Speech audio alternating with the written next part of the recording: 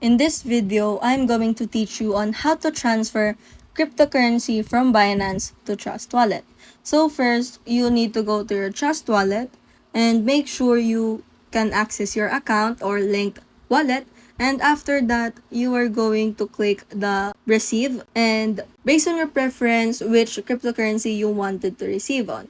For example, I wanted to receive in Bitcoin Cash, so I will utilize the search bar to search for the Bitcoin Cash. And once you searched in, just simply click in and you can now see your cryptocurrency wallet address, which is the Bitcoin Cash, and you can also see the QR as well as the alphanumeric wallet address of your Bitcoin Cash.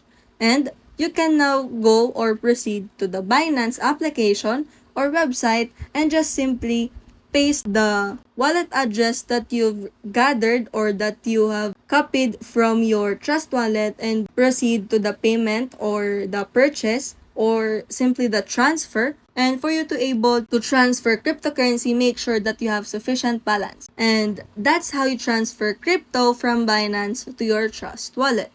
If you found this video helpful, don't forget to smash that like button and subscribe so you never miss a new video. Stay awesome, keep learning, and I'll see you in the next one.